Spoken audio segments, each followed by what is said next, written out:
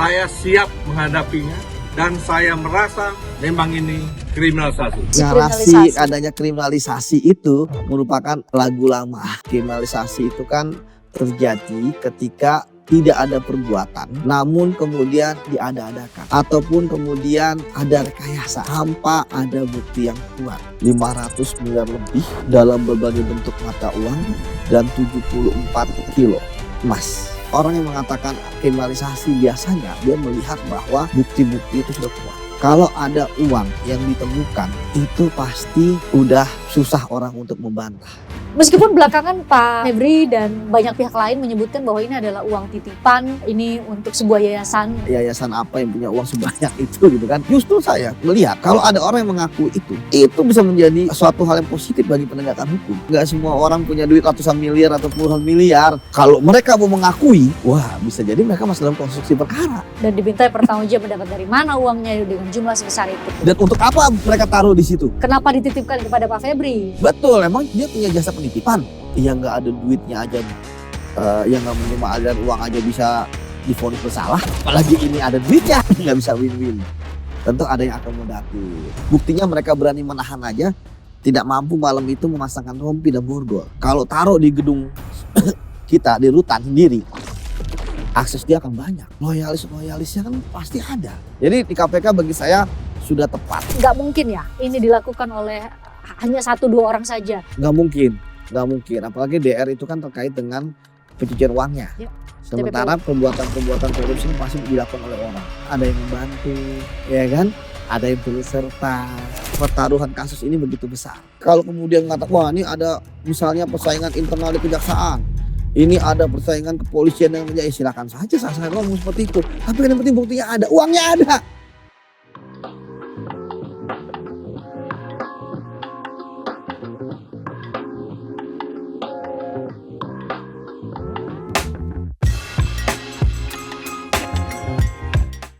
Narasi saya ini dikriminalisasi ini menjadi narasi klasik yang biasanya disampaikan oleh para tersangka, para terdakwa, bahkan terpidana yang sudah divonis oleh hakim ketika ia melakukan tindak pidana korupsi. Termasuk dalam kasus mantan Jampitsus Febri Adriansyah. Saya nggak boleh ketuker nih karena pengacaranya Febri Diansyah, karena dua-duanya namanya Febri dan hampir serupa. Saya sudah bersama dengan ex penyidik KPK yang jadi selangganannya podcast kami nih. Makasih ya Mas Yudi ya. Mas Yudi, saya mau nanya soal itu tadi Mas Yudi. Karena lagi-lagi narasi klasik bahwa saya dikriminalisasi itu tuh menjadi narasi yang kerap sekali disampaikan oleh para tersangka, para terdakwa, bahkan terpidana korupsi gitu ya. Mereka bilang mereka dikriminalisasi. Apakah kemudian memang cacat prosedur tidak sesuai dengan KUHAP itu serta-merta membuat bahwa tindak pidana korupsinya nggak pernah terjadi dan itu disebut sebagai kriminalisasi oleh penyidik. Dulu Anda penyidik KPK. Ya, kalau kita bicara mengenai kriminalisasi kan tentu kita harus paham dulu ya bagaimana kriminalisasi itu kan terjadi ketika tidak ada perbuatan ya, namun kemudian diada-adakan. Ataupun kemudian ada rekayasa. Ya. Atau bahkan ya berupaya untuk ya membuat orang jadi tersangka, terdakwa dan lain sebagainya tanpa ada bukti yang kuat. Ya, bahkan tanpa adanya proses atau hanya untuk sebagai penekan. Dan kriminalisasi ini tentu berkaitan dengan adanya kewenangan dari penegak hukum. Ya, kemudian ada yang dalam kutip menjadi korbannya. Dalam kasus tindak pidana korupsi, ya saya pikir ketika ada orang yang mengatakan bahwa dia dikriminalisasi dan sebagainya, itu sebuah hal yang biasa. Karena itu merupakan upaya pembelaan dia. Ya, karena untuk apa? Untuk ya menyampaikan kepada publik. Karena kriminalisasi tentu tidak akan berlaku kepada pengadilan. Karena pengadilan kan melihatnya bukti. Ya, sementara penyidik yang dicari adalah bukti juga. Seperti itu. Nah, kalau misalnya dibilang kriminalisasi kita bicara bahwa kalau dalam proses pemidanaan kan ada ada materialnya, ada formilnya. Formilnya dilakukan pada proses penyidikan. Kalau memang ada yang salah dan sebagainya, KUHP memberikan sarana untuk pra peradilan. Mulai dari penetapan tersangka, salah penggeledahan, salah penyitaan, dan lain sebagainya. Sementara kalau untuk material kan nanti di persidangan. Pokok perkara ya. Dan tersangka pun kan selalu diberikan kesempatan dan ada juga bisa mengajukan saksi meringankan. Ahli yang meringankan, dokumen juga. Bahkan dalam tindak pidana pencucian uang bisa pembuktian terbalik. Bahwa aset-asetnya ataupun uang-uang yang disita itu adalah milik dia. Jadi bagi saya narasi adanya kriminalisasi itu ya merupakan lagu lama ya kan, karena tidak pernah ya penyidik itu ya itu mereka akan coba untuk tadi merekayasa barang bukti atau menaruh barang bukti kemudian menekan saksi. Sekarang kan sudah terbuka pemeriksaan, selalu ada video yang direkam. Kalau dia merasa ditekan dia bisa mengadu kemana saja ya. Bagi saya ya tidak masalah ya. Kalau orang yang mengatakan kriminalisasi biasanya dia melihat bahwa bukti-bukti itu sudah kuat. Justru gitu? Iya, karena dia tidak bisa lagi bermain di formil maupun material tadi. Di formil prosesnya dia ngelihat sudah tidak bisa menang nih, ya kan? Apalagi di material nanti. Maka kemudian dia mengatakan dia terzolimi. Ya atau kan? Pak Febri bilang dia kurang alat bukti sebenarnya dari. Iya, kan kurang alat bukti kan persepsinya dia. Sama seperti misalnya dia mengatakan bahwa kriminalisasi. Ini kan kasus ini kan berbeda dengan kasus-kasus yang lain di mana penyidikan di satu penegak hukum saja. Entah itu kepolisian, entah itu kejaksaan, entah itu KPK. Saja ya? Iya. Kalau ini kan penyidikannya dua proses.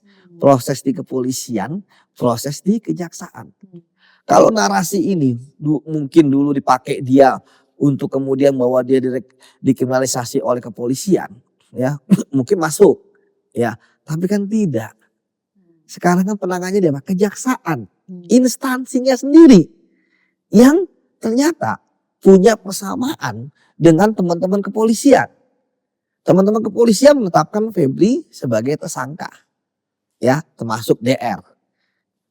Kejaksaan kan juga ternyata sama. Karena apa? Karena mereka barang bukti. Penyidik itu pasti akan mengejar yang namanya evidence. Ya. Kemudian penyidik akan mengejar alat bukti. Ya, kesaksian, follow the suspect, follow the witness, follow the money, semua pasti dilakukan. Jadi masa dia kemudian menuduh instansinya sendiri melakukan kriminalisasi pada dia? Kan nggak mungkin. Ya kan? Sementara di luar di publik juga tidak menaruh kepercayaan lebih kepada tim 9 juga. Artinya jeruk makan jeruk. Tetapi kan tim 9 akhirnya sama dengan teman kepolisian menetapkan juga tersangka. Karena apa? Karena yang dicari itu bukanlah alibi dari mereka. Mbak Fristian, kalau ya pun di kepolisian yakin dia tersangka, kemudian di jaksa pun juga tidak yakin dia tersangka, bisa saja masuk dalam alibinya FA, kan bisa jadi dia bebas. Udah keluar, mungkin uang itu dibalikan, tapi kan tidak. Alibi yang selalu disampaikan, ya penyidik tidak melihat itu. Baik penyidik polisi saat kemarin maupun penyidik kejaksaan saat ini. Nah, sekarang kan posisi kasusnya 3 perkara. Perkara terkait dengan Asabri, Krakatau Steel dan suplai batubara kepada PLTU, termasuk tindak pidana pencucian uang.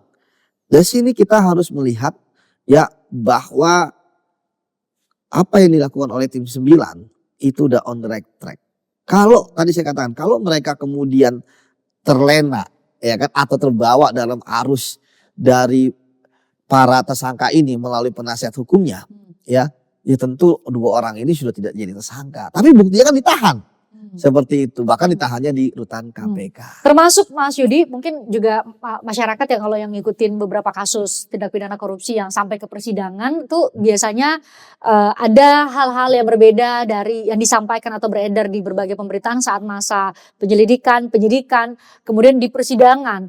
Nah mungkin Mas Yudi dari sudut pandang sebagai ex penyidik KPK nih, apa yang membuat misalnya saya ingat betul ada seorang kepala daerah dulu ditangkapnya OTT hanya 500 juta misalnya. Ternyata pada saat di surat dakwaan tiba-tiba keluar dari mana ternyata lebih besar dari itu. Apa yang terjadi sehingga kemudian apakah karena ada proses penyidikan yang akhirnya Anda menemukan bukti-bukti baru dan itu yang memperkuat konstruksi perkara dan dibawa ke muka sidang atau bagaimana?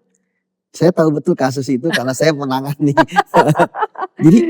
Jadi Mbak Pristian kan dulu sering dengar ya, banyak pejabat yang ingin supaya OTT dihapus.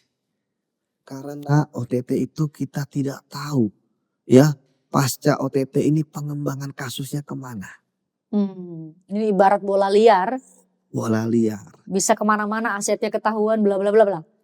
Ada OTT kayak tadi Mbak Pristian katakan hanya 300 juta ya, tapi kemudian bisa 400 miliar. Baik dalam bentuk aset maupun rekening. Ada yang hanya kepala daerah tapi bisa jadi tingkat nasional aliran dananya. Jadi ada OTT kayaknya receh ternyata dahsyat. Itulah OTT. Tidak tahu kemana berkembang. Sama kayak proses penyidikan ini. Ya, kita tidak tahu kemana ini akan berkembang. Ke atas kah, ke samping kah, ke bawah kah.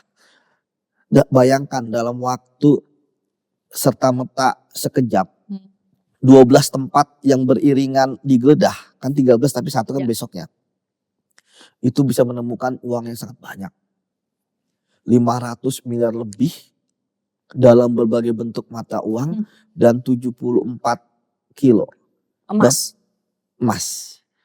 Ya istilahnya 72 kilo kalau Monas. Jadi lebih berat dari Mas Yonas. Ya, atau saya ngelihat Mbak Pristian di YouTube gitu kan, atau di Instagram dan sebagainya, istilahnya wah berat badan saya malah lebih kurang dari 74 kilo. Atau kemarin waktu itu kan lagi ramai yang Gunung Kawi ya. Ternyata kita salah, harusnya ke Sentul bukan Gunung Kawi. Nah kembali lagi Mbak, dengan ditemukannya uang sebanyak itu, ini kan menandakan bahwa ada berbagai hal yang ada di situ. Pertama, tersangkanya Pak Febri ini kan walaupun asas praduga tak bersalah tetap kita kedepankan ya. Ini kan membuktikan bahwa penegak hukum yang seharusnya memberantas korupsi malah jadi tersangka kasus korupsi. Itu yang pertama. Yang kedua, dari bentuk uang yang ada ya, kita bisa melihat uang itu bisa berbagai macam sumber, berbagai macam waktu penempatan di situ. Ya, rumah yang diakui milik Jampitsus ya, bukan nama gitu ya. Yang kemudian yang kemudian dalam uang tersebut kan kita lihat ada mata uang dolar, Amerika, Singapura, rupiah, dan bentuknya pun macam-macam. Ada dibungkus plastik, ada dalam koper, dalam berangkas, ada juga yang pakai sampul coklat ya. Ya, kemudian pecahannya juga beda-beda. Jadi bagi saya tentu temuan ini sangat menarik. Kalau ada uang yang ditemukan Mbak Pristian ya, itu pasti udah susah orang untuk membantah. Meskipun belakangan Pak Febri dan banyak pihak lain menyebutkan bahwa ini adalah uang titipan, ini untuk sebuah yayasan, untuk yayasan yang ada peruntukannya. Kalau Mas Yudi biasanya sebagai penyidik bertemu dengan tersangka atau pengacara yang menyampaikan bahwa mereka mengerti dan tahu asal muasal uang ini dan itu asal muasal uangnya bisa dipertanggungjawabkan, itu bagaimana Anda menghadapinya? Mbak, kalau tersangka mengakui penjara penuh gitu ya, pekerjaan penyidik gampang gitu ya. Jadi kalau kita bicara terkait dengan alibi ya silakan saja. Jangankan membuat alibi, tidak mengetahui dengan bilang saya tidak tahu, tidak ingat. Ya kan sebagai tersangka kan. Itu klasik ya itu ya? Klasik. Ya bahkan kan pengakuan tersangka itu kan ditempatkan paling rendah dibandingkan alat bukti yang lain. Karena penyidik ya kan mempunyai kewajiban untuk membuktikan. Ya kan Kan kita kan pakai pembuktian negatif. Artinya pembuktiannya itu kan di penegak hukum yang mentersangkakan, yang mendalilkan. Dia pakai kasus apa? Masa kasus korupsi, pasalnya berapa, kerugian keuangan negara, suap menyuap, gratifikasi dan sebagainya. Setiap unsurnya dibuktikan. Unsur setiap orang misalnya siapa keterangan saksi, berbuat tidak berbuat siapa, pemberian siapa saksinya, siapa dokumennya apa, alat buktinya apa, barang elektroniknya apa, ya. Jadi ketika kemudian dibikin ini yayasan dan sebagainya, ya nggak masalah, Mbak, yayasan apa yang punya uang sebanyak itu gitu kan. Itu yang pertama. Kemudian yang kedua, ya, ketika nanti dibilang ada orang yang mengakui, lihat, saya juga pengen lihat. Ayo, muncul orang-orang yang mengakui, katanya mau pelapor. Ya, kita nanti kan pasti akan terbuka si ini sini. Mau nggak orang-orang itu ngambil risiko? Ya, apalagi netizen. Ya kan, netizen pasti akan ngulutin. Oh, ini kan ini, Pak. Kan semua, Pak, nggak semua orang punya duit ratusan miliar atau puluhan miliar. Misalnya ada 20 orang pun dibikin ngaku macam-macam kan orang, loh. Ini kan si ini kan si ini. Ya kan? Pasti akan dikuluti. Belum kalau penegak hukum. Justru saya melihat kalau ada orang yang mengaku itu, ya, itu bisa menjadi suatu hal yang positif bagi penegakan hukum. Bahkan kalau ternyata, ya, terbukti mereka bukan pemiliknya, itu bisa dianggap merintangi penyidikan. Karena kan membuat hal yang tidak benar. Bahkan kalau mereka jadi saksi pengadilan, bersumpah di pengadilan, keterangan palsu. Nah, sama ini tadi, Pak, siapkah mereka di profiling? Saya pikir kalau misalnya dari awal ada yang mengakui, ya, dari awal sudah ada, itu milik saya. Begitu orang itu mengakui, nggak ada nih perkara. Tapi Mbak, apakah mereka mau mengakui seperti itu? Ingat loh, ini adalah uang dan emas dalam bentuk fisik. Kan ini tidak peduli siapa yang ada di formil dan sebagainya. Tapi kalau fisik ini kan penguasaan terakhir. Kayak uang di kantong saya, ketika ada di kantong saya, penguasaan terakhir di saya. Entah dulu uang ini dari Bank Indonesia, keluar kemana, ya kan. Ini untuk yang misalnya cuma 200.000, 300.000. Bagaimana yang triliunan? Kan uang itu nggak tok, ya kan? Nih saya mau datang nih kemari, kan nggak begitu, Mbak. Tadi saya katakan bisa jadi itu berkali-kali ke situ, nggak langsung brek. Kemudian sumbernya juga nggak 1 orang, 2 orang.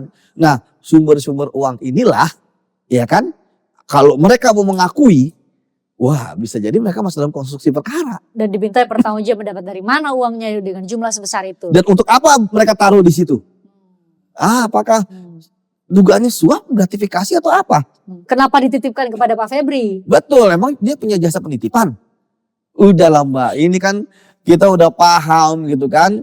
Ada uang di situ aja, ada kejanggalan. Kemudian apakah yang bersangkutan punya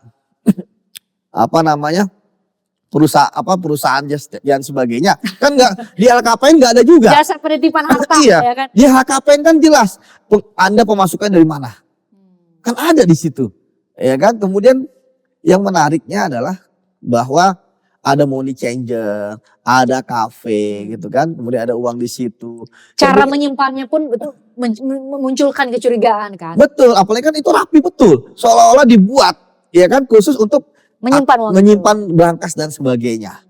Nah, bagi saya sekali lagi ya silakan saja kemudian praper. Justru saya paling suka praper. Kenapa?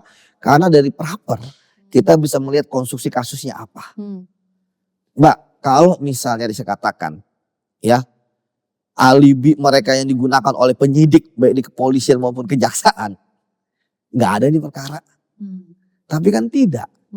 Penyidik kepolisian maupun penyidik kejaksaan kan tidak menggunakan alibi mereka.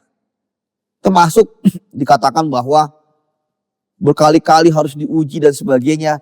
Ya iyalah, maksudnya jangan walaupun dulu dia mantan bos di Pitsus, ya pasti kan penyidik-penyidik ini kan juga jago-jago juga kan. Jangan ngajari ikan berenang gitu kan. Loh, kalau pasti kan akan diuji juga. Mentersangkakan itu nggak mudah. Ada gelar perkara, Mbak. Ini nasib orang loh. Ya kan? Kalau istilahnya, tapi kalau berkali-kali saya juga malah jangan. Kalau berkali-kali kan ngincer dong. Jadi kalau misalnya sekali atau 2 kali ekspos, ya harus dapat tersangkanya. Kalau berkali-kali, ya Seperti yang dulu pernah ada suatu kasus ya kan berkali-kali pada pada masa tertentu ya, tertentu yang di waktu KPK ya. ya berkali-kali gitu kan itu ngincar ya kan, ngapain berkali-kali untuk satu orang ya kan. Nah seperti itu. Jadi kembali lagi bahwa kasus ini bagi saya sudah terang benderang seperti cahaya matahari bahkan ya, tinggal ya tentu kita tunggu saja. Tapi memang dalam kasus ini kan saya melihat memang halangannya sepertinya agak berat. Apa itu Dalam halangannya? bukan kalau dalam kasus ya saya pikir ini mudah, udah ada duitnya. Yang nggak ada duitnya aja, yang nggak menerima aliran uang aja bisa divonis bersalah, ya kan? Bahkan Febri sama Jampisus ya waktu itu beberapa kasus kan tidak menerima aliran uang, ya kan? Kemudian tidak ada duitnya, tetap divonis bersalah. tetap menerima bersalah. Karena ada konstruksi perkara apa namanya menguntungkan korporasi atau orang lain. Ya, Pasal 3 ya. iya, apalagi ini ada Ya duitnya. harus memperkaya diri sendiri, tapi Iya. orang lain juga bisa. Betul. Nah ini duitnya ada. Nah, ya, jadi bagi saya sekarang ya tentu penegak hukum harus menuntaskan kasus ini, walaupun tadi saya katakan Mbak ada beberapa ya agak janggal gitu ya. Tapi memang inilah misalnya kan ketika tadi penyidikan Polri ke penyidikan jaksa kan gak lazim. Tidak diatur KUHP tapi kan dilarang juga enggak. Ya. Iya kan? Oke, ada seperti itu, ada win-win solution. Ya kepolisian pun juga nggak ngasih cek kosong. Ya kan itu yang pertama. Yang Cek kedua, kosong dalam arti bahwa barang bukti itu juga sudah diserahkan ya kepada kejaksaan. Oke. betul. Yang kedua bisa jadi pada malam kompres di Polda itu kan ada ya, KPK yang datang ya. Bahkan sempat ada namanya ya penindakan dan korsup gitu Mbak ya. Dimana saya melihat bahwa dalam korsup ini kan sebenarnya upaya untuk kalau bagi saya ngambil alih ya. Tapi kan kemudian kan KPK nggak jadi, ya kan? Dan kemudian tanggapan pimpinan KPK belum saatnya lah. Oke lah KPK ngambil alih. Jadi malam itu win-win solutionnya ada tangan oleh penyidik kejaksaan. Walaupun kemudian kan ada curiga juga nih jeruk makan jeruk gitu ya. Ini yakin gak nih bisa secara objektif karena bagaimanapun mantan bawahan Pak Febri semua itu yang akan menyidik gitu Betul. ya. Termasuk akhirnya kan ketika ketika pemeriksaan tersangka dulu kan publik tidak mengetahui keberadaannya Pak Febri. Masuk kapan, keluarnya bisa kapan. Yang ada adalah lawyernya, ya Pak Hotman. Dimana kan sepertinya difasilitasi. Bayangin, kompres di belakangnya lambang Pitsus. Ya kan yang pintu buka tutup, ya kan. Ada Kalau di situ. biasanya di situ hanya Kapuspen atau Jampitsus ya. Itu juga berdiri. Ini duduk ya. Duduk pakai meja. Mic depan. Ya siapa yang fasilitasi kan? Kemudian dan yang menariknya, tapi kan tadi kita tetap bersuara. Tim 9 berani loh menahan, itu bagi saya itu udah keberanian. Harus kita Meskipun apresiasi. diprotes sama netizen ya, karena Pak Febri sendiri masih bisa nggak pakai rompi pink gitu ya, pas dibawa ke KPK dan bahkan bilang bahwa nih nggak pakai rompi nih gitu ya dan nggak pakai borgol. Berbeda betul perlakuannya dibanding dengan para tersangka-tersangka lain yang ditetapkan oleh KPK gitu ya. Betul Mbak Christian, karena tadi saya katakan bahwa ya istilahnya teman-teman ini kan kebanyakan SKPK juga. Artinya mereka kalau pembuktian materi saya yakin mereka udah cukup lah pengalaman, kompetensi dan sebagainya. Namun tadi saya melihat mungkin ada suasana kebatinan pada malam itu. Apa suasana kebatinan seperti apa? Bagaimanapun ini mantan atasan. Sebelum kita ngomongin mantan atasan kita bisa lihat dulu apa sih alasan mereka nggak pakai rompi pada malam itu. Katanya kan sudah tengah malam ya kan. Jam 2 pagi, 3 pagi aja kalau mau ditahan gitu kan. Ya pasti kan jangankan itu Mbak. Jadi kita aja kan semua punya SOP. Kan lawyernya bilang jam 7 ya udah dapat pemberitahuan penahanan ya. Artinya kan panjang malam itu. Kan keluar jam 11-an kalau tidak salah. Yang bawa rompi kan punya tugasnya masing-masing. Iya kan? Gak mungkin gak masuk tiba-tiba izin kan malam itu. Iya. Iya gak bawa rompi gitu kan. Mana rompinya? Borgolnya mana? Iya kan? Kalau borgolnya aja mungkin gak apa rompinya aja. Ya saat itu mungkin ya istilahnya mungkin masih ada perlawanan, ya kan, masih ada ini sehingga nggak mau diborgol dan sebagainya, masih merasa atasan, ya kan, ya sudahlah, oke. Tapi bagi saya justru ini merugikan citra kejaksaan gitu kan, karena pasti ini akan ditiru oleh yang lain. Nanti yang lain minta, Pak saya udah malam nih gak usah pakai, ya kan gitu.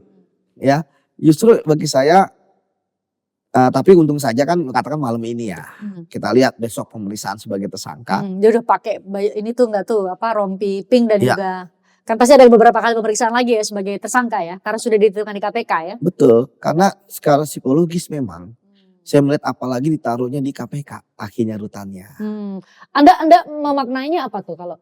Saya memaknainya bahwa tim 9 ini kan tadi ya, karena mereka dari teman-teman internal kejaksaan, maka kemudian tentu mereka harus ada tarik ulur ya, tapi mereka adalah orang-orang yang bagi saya sudah mengetahui lah, semuanya makan asam garam lah, perkara senturi, perkara iktp. Tentu nggak bisa menang-menang, nggak bisa win-win. Tentu ada yang akomodatif, tapi tentu juga harus ada yang mitigatif. Buktinya mereka berani menahan aja, tidak mampu malam itu memasangkan rompi dan borgol, Ya. ya kan? Nah kemudian mereka juga bagus juga, ya. Wah, kita menahan dia nggak pakai rompi, nggak pakai borgol. Kalau taruh di gedung kita di rutan sendiri, akses dia akan banyak. Justru ya. Iya, loyalisnya kan pasti ada. Emang dia jaksa dari usia berapa gitu kan. Kemudian jadi orang nomor 1 di Pitsus. Bintang ya kan? 3 ya, setara bintang 3 Iya. kalau di polisi dan TNI. Artinya eselon 1 lah. Ya ini saya katakan, ini kok pejabat eselon 1 kok kayak merasa sakti betul gitu ya. Tapi oke lah, bagi saya ini pasti ada mitigatifnya juga. Ya dari teman-teman tim 9. Akhirnya taruh di KPK. Kalau di KPK kan ya semenjak tragedi pungli di rutan itu kan sudah bersih-bersih. Maka dia tidak akan lagi bisa untuk ya berkomunikasi secara bebas atau siapapun bisa berkunjung di luar dari jam di luar berkunjung gitu ya. Ya kalau di rutan kejaksaan kan ya ketika yang datang adalah orang yang berpengaruh di kejaksaan masuk kan ya kita bohong lah kalau nggak bisa. Oh jangan Pak, nggak mungkin lah. Ada relasi kuasa bagaimanapun dengan Iya, penjaga rutannya. betul, Gitu ya. ada relasi kuasa. Kalau di KPK kan nggak ada relasi kuasa sama sekali. Ya kan, bahkan bisa dikatakan kan banyak jasa-jasa di KPK. Jasa di KPK udah nggak terlalu peduli kayak gini lah. Kan mereka juga terikat aturan etik di KPK. Dan KPK itu kan apa namanya, tembok aja bisa bicara gitu kan. Oh ya. Iyalah, jadi di KPK itu kalau ada orang macam-macam pasti kena. Ya kan pimpinan KPK kan banyak yang tumbang gitu kan. Ya siapa yang tahu ada pimpinan KPK nonton Mandalika? Ya kan siapa yang tahu pimpinan KPK bisa berhubungan dengan orang Kementan waktu itu kan terkait dengan mutasi pegawai. Siapa yang tahu? Jadi di KPK itu ya tembok itu tuh bisa bicara. Jadi nggak bisa macam-macam di KPK. Kan saya udah mengangkat KPK. Bahkan sampai sekarang pun di tengah orang mengatakan KPK lemah. Misalnya ada kelakuan-kelakuan pegawai atau pimpinan yang salah, ya mungkin sekarang nggak gede ya, nggak dibocorkan atau nggak di apa, tapi kan suatu saat akan kena. Jadi di KPK bagi saya sudah tepat. Ya, kalau walaupun memang Anda harapannya sebenarnya KPK akan mengambil alih. Iya, betul Mbak. Awalnya kan ya ketika KPK bisa ngambil alih, walaupun kan di KPK juga pasti akan objektif. Termasuk kan jaksa yang di KPK jaksa kejaksaan juga. Tentu kalau misalnya di KPK ada macam-macam, misalnya dugaan mengkriminalisasi Febri, ya kan pasti mereka juga nggak mau gitu kan, gitu. Pasti mereka akan, tapi kan ya udah nasi udah jadi bubur. Ini kan nggak di KPK akhirnya, gitu. Tapi kembali lagi bahwa tindak pidana korupsi adalah perbuatan pidana, yang dicari adalah materialnya ataupun perbuatannya. Seperti itu. Mas Yudi, dan kasusnya Pak Febri ini menjadi lebih kompleks karena ada kasus-kasus high profile yang diduga terlibat. Katakanlah ada kasus dugaan korupsi Asabri, kemudian batubara ya, dan sejumlah transaksi korporasi besar gitu ya. Sehingga kan ini berarti kan patut diduga ada akibat hukum apa yang menjadi dugaan tindak pidana terhadap Pak Febri, ada akibat hukum terhadap kasus-kasus tersebut. Berarti kan kita jadi bertanya-tanya, oh berarti waktu penyelidikan dan penyidikan bahkan penuntutan kasus itu ada intervensi terhadap proses hukum kasus-kasus tersebut tuh. Ini kan dampaknya besar sekali, Mas. Iya, itu yang saya katakan bahwa jangan sampai terlokalisir di 2 orang ini. Jangan Anda yakin sampai, melibatkan banyak orang? oh pastilah. Apalagi kan ini 3 kasus. Ya, dan kasusnya kan nggak main-main. Kasus besar di masanya. Ya, kemudian kasus yang sampai blackout loh. Ya kan, listrik di beberapa daerah. Ya karena batu baranya untuk suplai ke PLTU ternyata tidak sesuai dengan harapan. Dari sisi kualitas, dari sisi kuantitas, ya bahkan pembayarannya. Nah di sini kemudian muncul dugaan saya bahwa kasus ini ada sebenarnya kasus besar. Ini adalah kasus gunung es. Yang saat ini tampak ternyata lebih sedikit dari yang tidak tampak. Makanya kenapa independensi dari teman-teman tim 9 ini sangat-sangat penting. Ya, karena kita tadi yang seperti yang awal kita katakan, nggak tahu dari ujung ini bisa kemana. Ya kan, bisa jadi pengembangannya ke atas, ke samping, ke bawah. Ya, kemudian korporasi-korporasi besar dan sebagainya. Karena Mbak Fristian, kalau kita bicara menangani kasus korupsi yang melibatkan prominent people, orang prominent people itu kan atau orang yang terkenal baik karena popularitas ataupun karena kewenangannya atau karena jabatannya, ya itu dia kan nggak seujuk-ujuk sekonyong-konyong ada di situ. Dia pasti mulai dari level bawah dan sebagainya, membentuk jaringan. Kemudian ketika pun dia menjabat, dia kan pasti juga bersinggungan dengan banyak orang untuk membentuk suatu yang dinamakan dengan apa? Bukan faksi ya, circle. Ya. Bahasa anak Gen Z sekarang. Gen Z. Bentuk circle. Circle itu tuh akan tolong menolong, ya kan dan sebagainya. Apalagi jika punya kepentingan yang sama. Apalagi kalau misalnya pernah berbuat jahat yang sama, nah, kan supaya nggak ketahuan dan sebagainya. Saling menutupi. Saling menutupi, saling melindungi. Tapi bagi saya sekali lagi penegakan hukum itu ya itu nggak pernah kalah kalau bicara bukti. Penegakan itu kalah kalau bicara intervensi, ya kan? Jadi ya kita berharap saat ini dilakukan ada mengumpulkan bukti dan bisa seterang-seterangnya. Saya pikir saya pribadi percaya dengan tim 9. Saya lihat di masyarakat nggak percaya gitu ya. Iya, karena bagaimana bisa kan pertanyaannya seperti itu dan itu lumrah sekali ya. Bagaimana bisa mantan-mantan bawahan Febri kemudian bisa menyidik secara objektif mantan atasannya gitu ya. Satu saya sampaikan bisa jadi mungkin untuk jabatan Pak Febri pejabat eselon 1 ya kan. Tapi kemudian bisa jadi dia punya kekuatan yang lebih dari pejabat eselon 1. Nah ini yang bagi saya tentu ya harus ditusuk. Karena gini, bicara misalnya penggeledahan teman-teman Polri, ya Kotas Tipikor dan di Dirkrimsus Polda Metro Jaya terhadap kafe The Client. Itu kan kafe yang dulu pernah ada kejadian, ya kan, yang anggota Polri, ya kan, sempat diduga, ya disandera dan sebagainya ya, walaupun akhirnya pulang gitu ya. Ada karena sedang ada pembuntutan untuk tanda kutip OTT ya pada saat itu. Namun ternyata ya kan berubah dulu Prancis ya, berubah menjadi kafe. Ternyata di situ masih ada uang. Sekarang kan kalau istilahnya logikanya kan pasti wah ini udah diintai, ya kan, udah diintai. Jadi istilahnya dibawa kabur bisa gitu kan. Atau dihilangkan dulu gitu ya. Tapi enggak, masih taruh situ. Apa karena uangnya kebanyakan Mas? Jadi itu juga maksudnya. Bisa jadi uangnya kebanyakan, bisa jadi juga merasa kuat, bisa sakti. Wah ini kan udah pernah diintai nggak lagi nih. Apalagi kan mana berani sama saya kan. Ya, tapi ya itulah ya terkadang kejahatan itu meninggalkan jejak. Nggak ada kejahatan yang sempurna. Ya kayak tadi yang saya katakan istilahnya uangnya kok masih ada di situ gitu kan. Padahal kalau mungkin yang lain udah nggak ada di situ gitu ya. Karena kan itu pernah, itu bagi saya bahasanya udah kebakar tempat itu. Karena udah diintai.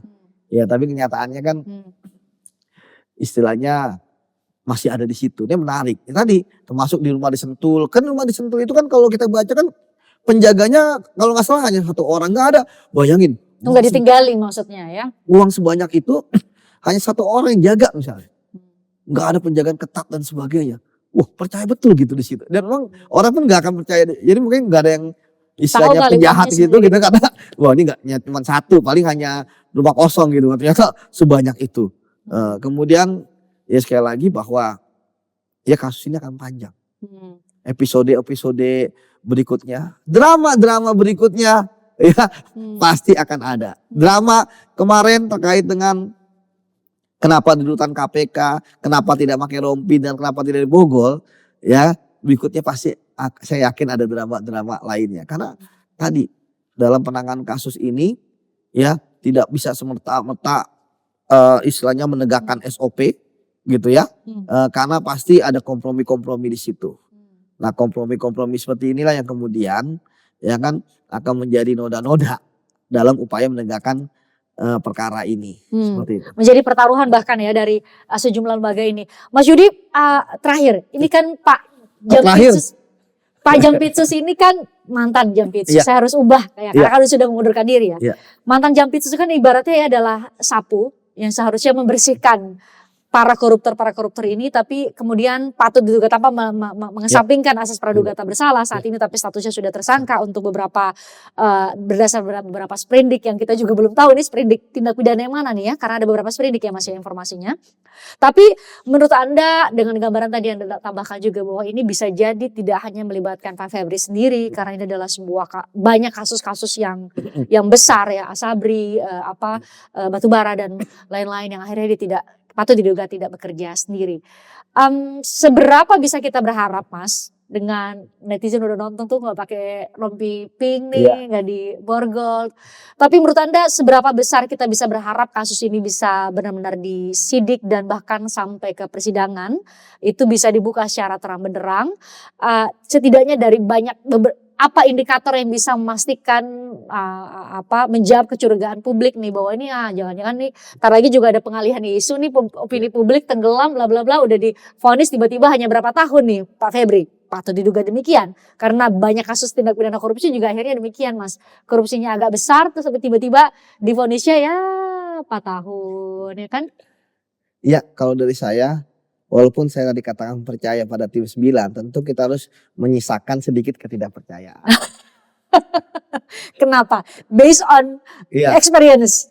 Kalau melihat situasi yang ada ya, tadi adanya hal-hal yang tidak sesuai dengan SOP misalnya atau kebiasaan pengecualian pakem seperti pengistimewaan.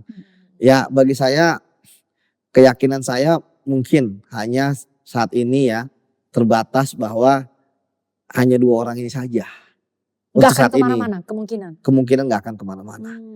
Case close di 2 orang ini. Tapi saya bisa salah juga. Saya harapkan ya kalau teman-teman tim 9 mendengar podcast ini ya minimal kepercayaan saya 2 orang ini selesai gitu kan di pengadilan sebagainya. Tapi ya saya yakin mereka bisa lebih dari itu. Semoga ini bisa berkembang. Karena dari kacamata Anda sebagai ex-penyidik nggak mungkin ya ini dilakukan oleh hanya 1-2 orang saja. Hanya ada Pak Febri dan DR gitu ya. Nggak mungkin. Apalagi DR itu kan terkait dengan pencucian uangnya. Ya. Sementara perbuatan-perbuatan korupsi kan pasti dilakukan oleh orang. Kan ada yang tindak pidana asal ya. Iya, kan ada yang membantu, ya kan? Ada yang turut serta, ya kan? Yang bersama-samanya lah. Jadi kembali lagi bahwa kasus yang luar biasa ini tentu butuh dukungan masyarakat, ya. Kemudian yang kedua, ya, bahwa sekarang ini kan sudah mulai keluar nih pendukung-pendukungnya mereka juga, ya, pendukungnya tersangka dan sebagainya. Kemudian sudah tampil ke publik, misalnya. Atau sebaliknya ada demonstrasi juga yang menuntut untuk disidik secara terang-benderang. Iya, ada demonstrasi juga. Jadi bagi saya kita harus fokus ya terhadap kasus ini, jangan sampai nanti ya malah kasus ini seperti kata Mbak Christian malah hilang dari radar gitu kan, banyak kasus isu lain. Tapi bagi saya kita tetap harus menjaga kasus ini sebab ini temuannya fenomenal. Ya baru kali ini ya langsung temuan uang sebanyak itu. Ya itu yang pertama. Kemudian yang kedua, ya tentu pertaruhan kasus ini begitu besar. Ya. Pertaruhan nama baik dari lembaga penegak hukum itu, Betul, kejaksaan ya? kejaksaan juga. Mhm. Saya yakin teman-teman kejaksaan pasti akan tadi saya kata menuntaskan, ya walaupun ya saat ini kepercayaan saya paling hanya 2 orang ini dulu gitu ya. Nah itu sebabnya maka tentu supervisi dari KPK, ya walaupun bagi saya mereka itu seperti bertanding tapi mereka jadi pemain cadangan gitu ya. Hanya menunggu padahal sebenarnya mereka adalah pemain inti. Dalam proses korupsi kan KPK pemain inti, ya kan? Seperti Messi atau Cristiano Ronaldo gitu ya. Kenapa jadi cadangan gitu kan? Karena mereka bisa mengambil alih dan sebagainya. Tapi oke lah, bagi saya setiap kasus itu Mbak ada karakteristiknya. Dan memang menangani kasus besar itu kita nggak bisa bicara win-win gitu ya. Kita kita nggak bisa bicara langsung blek gitu ya. Tapi tentu di situ ada politik hukumnya juga.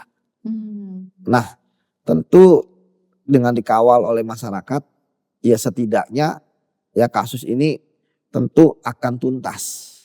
Seperti itu. Nah kembali lagi ya harapan saya tentu kasus ini kan baru bergulir 3 minggu lah. Tapi hebohnya luar biasa. Luar biasa. Ini panjang. Kita tetap tidak mau karena nasi udah jadi bubur. Tim 9 yang kemudian menjadi yang penyidiknya. Ya kalau udah jadi bubur ya kita kasih kecap, kita kasih kerupuk gitu kan. Dan kemudian ya kita makan. Sekali lagi kita berharap bahwa jangan hanya 2 orang ini, keberanian mereka, independensi mereka itu tentu ya kan akan menjadi pertaruhan dalam kasus ini. Saya anulir pertanyaannya, bukan itu yang terakhir, tapi yang terakhir adalah soal Mas Yudi pasti mendengar soal desas-desus ini nggak bisa dibuktikan secara hukum bahwa kasus ini tuh nggak bisa lepas dari kepentingan politik ya. Makanya kemudian yang keluar ke publik adalah ini adalah bentuk kriminalisasi gitu ya. Bagaimana ada rumor bahwa ini adalah soal pertarungan berebut jadi jaksa agung atau ini soal 2 kekuatan politik. Saya yakin Mas Yudi mendengar itu ya, banyak sekali analisis yang saya menyelam dalam situ. Rumor-rumor politik seperti itu atau ini persoalan rivalitas antara Polri dan kejaksaan, banyak sekali nih kasus anasir-anasir politik di sekitaran kasus ini gitu.